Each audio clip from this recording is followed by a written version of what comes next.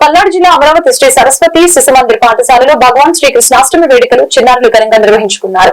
శ్రీకృష్ణుడు అంటే చైతన్యం, శ్రీకృష్ణుడు అంటే ఆనందం, శ్రీకృష్ణుడు అంటే భగవద్గీత అని పాఠశాల పెద్దలు విద్యార్థులకి తెలియజేశారు. విద్యార్థులు కేరింతలు కొడుతూ ఉట్టికొట్టే కార్యక్రమాన్ని నిర్వహించారు. కార్యక్రమంలో పాఠశాల యాజమాన్యం పులిపాటి పవన్ కుమార్, వాకా వెంకటేశ్వర్లు, కౌశిక ప్రసాద్, పూర్వ ప్రధాన ఆచార్యులు శివ పార్వతి, ప్రధానోపాధ్యాయులు కోల వెంకటేశ్వరరావు, ఆచార్యులు, విద్యార్థులు పాల్గొన్నారు.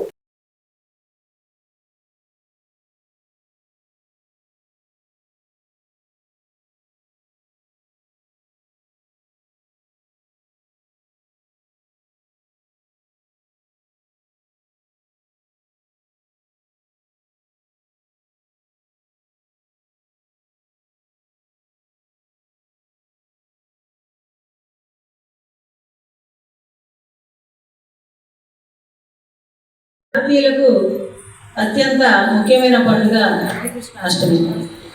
తల్లులకు బాలకృష్ణుడుగా, చిన్నపిల్లలకు చిన్నకృష్ణుడుగా, స్త్రీలకు గోపికా వల్లభుడుగా, పెద్ద గీతాకారుడుగా దర్శనమిస్తాడు. అందుకే శ్రీకృష్ణాష్టమిని అందరూ కూడా ఇంట్లో వారి పుట్టినరోజును ఎలా జరుపుకుంటారో అంత ముఖ్యమైన పండుగ, అంతకంటే ఎక్కువైన ముఖ్యమైన పండుగగా జరుపుకుంటాం. శ్రీకృష్ణుడు సుమారు 5000 సంవత్సరాల క్రితం ద్వాపరయుగంలో మొదలులో జన్మించాడు. ఈ విషయంలో ఆయన జీవిత కథ భగవద్గీత, భాగవతం, పురాణం వంటి గ్రంథాలలో పొందుపరచాలని మన పండితులు చెబుతుంటారు. శ్రీకృష్ణుడు విష్ణువు 8వ అవతారంలో జన్మించారు. అలాగే దేవకీ వసుదేవులకు 8వ సంతానం, 8వ తేదీన జన్మించాడు. సంస్కృతంలో జన్మ అంటే జననం.